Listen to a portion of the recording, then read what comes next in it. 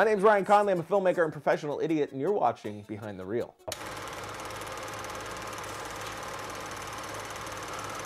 Happy Friday, welcome back to Behind the Reel, the show that takes a real look behind the personalities shaping online video. I'm your host, Andy Smith, and before I get started, I want to let you know that I will be at Playlist Live this weekend, so if you're already there and you're watching this, I'm there too. Come say hi. But this week, we have none other than Ryan Connolly from Film Riot. In a quick show of hands, how many of you went to college specifically for online video? I can't see your hands, but I'm assuming most of you probably didn't go to college for online video, and yet here we are making video. But even if you did go to college for film, I'm betting most of you didn't get a teacher as funny and creative as Ryan Connolly. If you're a filmmaker on a budget, Film Riot is the place to find the best tips and tricks for stretching your dollar while still making great quality content. So please give a warm welcome to Ryan Connolly. Ryan, welcome to Behind the Reel. I'm excited to be on the show from my office, via Texas, via internet, via the chair I'm sitting on. Well, Ryan, as I start off every interview, everybody wants to know the best tips and tricks in the industry. What's your best tip for video marketers and content creators in general? My top tip is, I think, just to love what you do, be passionate about it, and everything else will follow suit. I mean, if you're not hitting at the high level of professional work that you need to do, that's fine. You'll get there eventually just by doing, but you're not going to keep doing and keep learning unless you love and are passionate about the subject that you're doing. I mean, within the parameters of what we do and how we do it and where we release and the audience that we're going for, authenticity is everything. And if you aren't actually in love with the thing you're talking about, people can see right through that, and I think. And it does a lot of damage to the project itself when it's done just for views or just for money. So my top tip is to, whatever you're gonna do, make sure that thing is not just because you think it's gonna be popular, but because you think, you know, it's something that you love and it's something that you're really passionate about. Are there any emerging trends you plan to capitalize on this year? I don't really follow the trends. Again, I go off of what I'm passionate about, what I personally love. I make things that I would want to watch, things that I just have to make. I don't do anything because I think, you know, it's going to get a lot of views, and I think that's a smart way of going about it. If you follow trends within the things that you love, that's fine. But just going after the trends alone is not something that I ever do. I'm hoping within what I do, which is what I'm trying to push this year, is there's a lot more story-oriented things and a lot less just VFX-oriented things online. Because as we move further, online content is becoming more and more valuable and more of a common thing that people are actually consuming. It's, you know, easier to get on your television, so you watch it like you would traditional entertainment. So I'm hoping that this year we see a lot more story-driven, well-made content that's not just revolving around VFX. Despite the low subscriber count on your Triune Films channel, I noticed you have quite the view count on some of those videos. How do you go about getting publicity for a new video? Our weekly views for Film Riot is a touch lower, but our subscriber base is over 400,000. I think we're 450,000 right now. So as far as the subscribers go, that's right in line with what our films do. On our Triune Films website, that was purely because we were pushing to that site from everything that we did, and people were hyped up and waiting for it. So we leveraged our audience to, you know, market it and let them know that it was coming, get them excited about it. But that's a big part of having a community like that, just building a group of people that, you know, you're all loyal to each other and they're along for the ride with you. They get really excited, and when you do something like that, they're passing it around like crazy. And, you know, hopefully it's good. And if it's good, people pass that stuff around. That's a big part of everything I do. Has to have a really solid opening, because, you know, if people aren't hooked right off the bat with online content, they're clicking out. So if a friend sends them something, maybe they'll start it off, but if it's boring for the first 30 seconds, they're gone. So I try to kick things off the top. Other than that, with the film, you can put it up on something like Vimeo, make it password protected, and send that along to blog sites to let them see it ahead of time, to see if they want to write a piece about it. You could also get a PR department to send out a press release for you if you have a little bit of cash to put behind the film, but most of us don't have the money to do something like that with, you know, online content. So it's pretty easy to do it yourself. Just get a list of every website you possibly can and send it out to as many as you can, and a couple might bite and help those views out. How long have you been partnered with Revision 3, and what sort of things have you learned or gained from that partnership? I've been partnered with Revision 3 for 5 years in May, which is crazy that time has gone by that fast, but I've learned a ton from them. It's been really invaluable for me, just learning about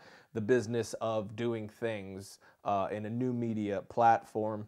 And you know, how to operate the analytics side of it, where to find your audience, things like that. They've been a massive help for me, and a great resource for me to be able to go through to help out with bigger issues, be it, you know, legal or trying to find some extra talent for some kind of a project. I see all the time young filmmakers saying, I can't make videos on YouTube yet, I don't have the right equipment. What sort of advice would you give to that person? For advice to the young YouTuber, I would say don't wait for the right equipment. Start making things now. Don't worry about getting yourself an audience.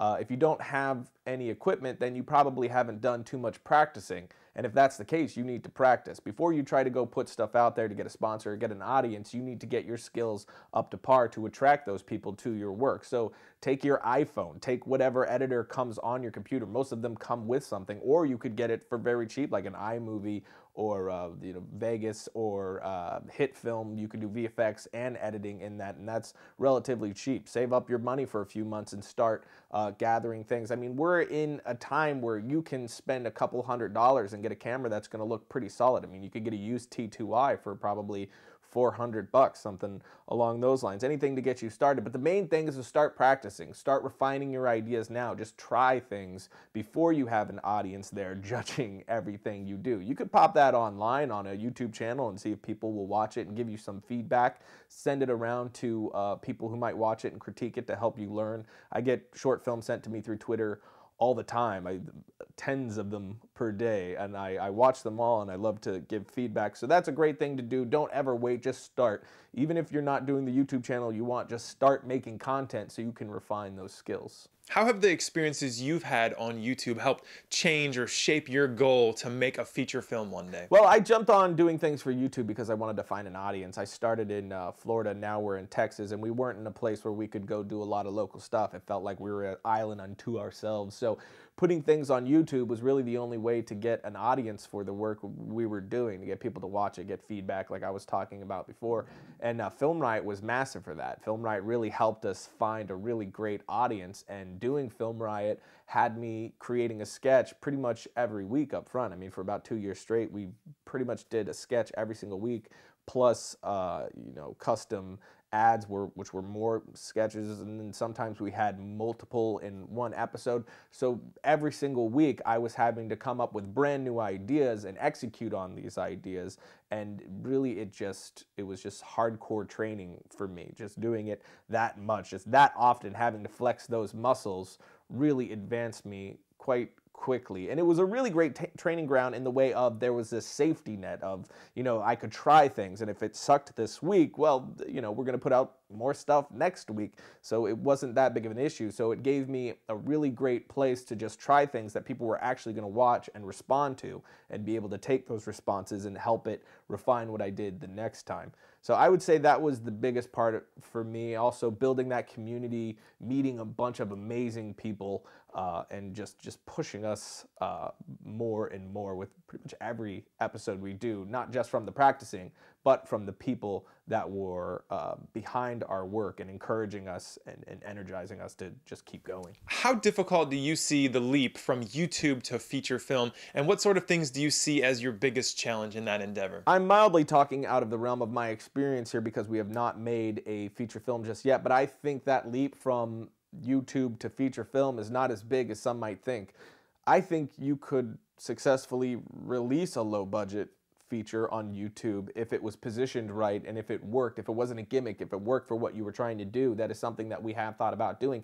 But everything has been shifting slowly but surely to an online delivery. I mean, that physical copy of a thing is becoming less and less something that people want or are going out and getting. I pretty much never buy Blu-rays anymore. I stream everything. And I mean, you got original series going to Netflix, Amazon Prime, things like that. Amazon has been working on their own little film studio sort of thing. So I think completion and delivery of a feature through an online distribution is something entirely, you know, feasible to do, and that can be extremely successful. And the great thing about what we've done And what makes us so lucky in what we've done is that we do have an audience there that is loyal and excited to watch what we're doing and to watch our progress and to learn with us as we go. So we do have that advantage to where we already have that built-in audience that we know at least X amount of people are going to be watching this. That helps a lot, of course. But I think an online distribution model is not that much of a leap. I think it's just a matter of getting that budget and showing the financiers that this is an entirely feasible avenue to attack. I constantly hear trust your gut from other filmmakers and creators online. How important do you see trusting your own instinct to creating good content? I always default to trusting my instincts. That's something that I've learned to trust over time. It's a very scary thing to do when you're in the moment sometimes, to throw the plan out and trust your gut. But every time I do, it always turns out for the best. That's a big part of filmmaking. That's a big part of, even editing your film, from, the writing to directing, the cinematography, the editing. A lot of it is technical and a lot of it is, mathematical by the numbers, and you can put logic to it. But there are some things where it's in the moment, just feeling what's happening in front of you and reacting accordingly, that makes something great, I think. And editing is one of the biggest parts of that. Just knowing when to cut a shot is a lot about feeling it in my gut, not necessarily about counting frames. So I think trusting your instincts is really, really massive. On YouTube, everybody's sort of expected to be a jack of all trades, but how important is it to collaborate with other creators, not just for cross-promotion, but to make a better final product? Collaboration is actually a great way to get your stuff seen. If you do work with other people, even if they don't have a massive audience, if they just have around the same amount of audience you do, it's not the same people that's watching your stuff. So they're going to learn about you. Your audience is going to learn about them. So that's one of the biggest advantages to doing those collaborations, but also you're going to learn from those people. I love collaborating with people that I think are talented because they teach me so much. I feel like they teach me far more than I teach them. I've learned a lot about telling a story just by writing with other writers or doing other projects with other filmmakers that I thought were talented. So it's, double-sided there. You got that audience advantage, and they're going to help you learn a lot, help you see things from a perspective you never saw before. Ads have become the norm in online video lately. How do you ensure that when you deliver an advertisement to your audience that you remain open and honest and protect that connection with the audience? As far as ads go, and of course this is my perspective alone, there's two types of ads. You have the pre and post roll ads that are put on there by YouTube that you make revenue from, but the audience understands that you have no control over. And then you have that inter-episode ad that you are getting behind a product. So for that, I like to stay very honest and open about the product. And I don't like to sponsor anything where I think it's a terrible product of whatever type it is, or service or whatever it is. And or if I don't like the company. There has been a few that I've turned down because I didn't like the company or anything that goes against any of my convictions.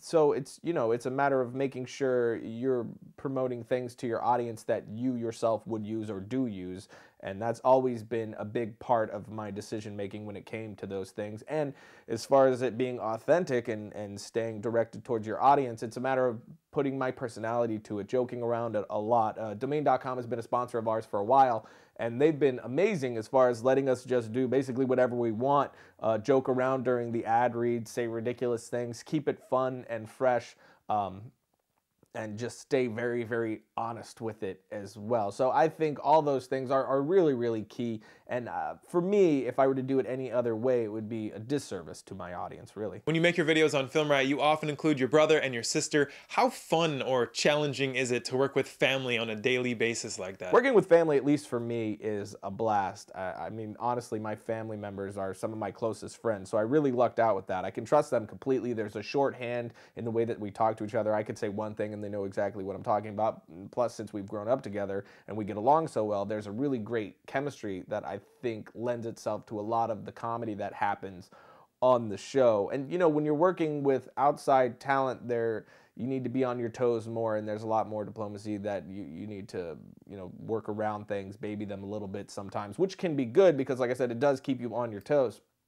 But with how fast that we work and with what we do, working just with friends and family, I think translates to how much fun we just have making the show, into the show, and I think makes the show what it is. And lastly, what's your favorite untold or behind-the-scenes story from your own productions? I don't have many untold stories because, I mean, that's the point of Film Riot, is just clarity, just show our audience everything that happens to us, and if it's funny or crazy in any kind of way, we just tell everyone immediately. I don't know what it is about me that just wants to be a book for everyone to read, but I love putting it out there for everyone to see and be a part of and be along the ride for us. But one of my favorite stories was when we did an episode in my brother's backyard where we created squids of blood to explode out of Josh's, my younger brother's, shirt by using little firecrackers and blood packets.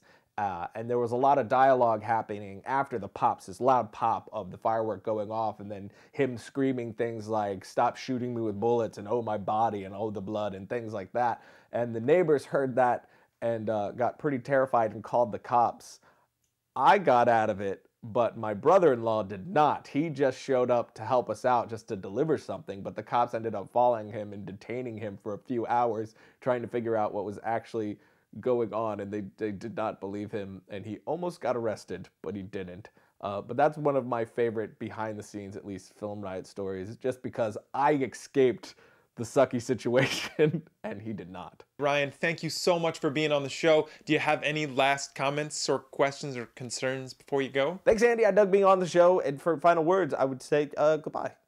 Except to filmmakers, I would say make as much stuff as you can, as often as you can, and also goodbye. Well, I hope you enjoyed this week's interview with Ryan Connolly from Film Riot. Remember, if you like Ryan, if you like the show, make sure to share this episode around, give it a thumbs up, drop a comment below, let us know how we did, and the ultimate support. Stop by Ryan's channel, subscribe, check him out, and let him know you saw him here on Behind the Reel. Enjoy your weekend, especially if you're Playlist Live. Make sure to say hi to me, and I'll see you guys next time on Behind the Reel.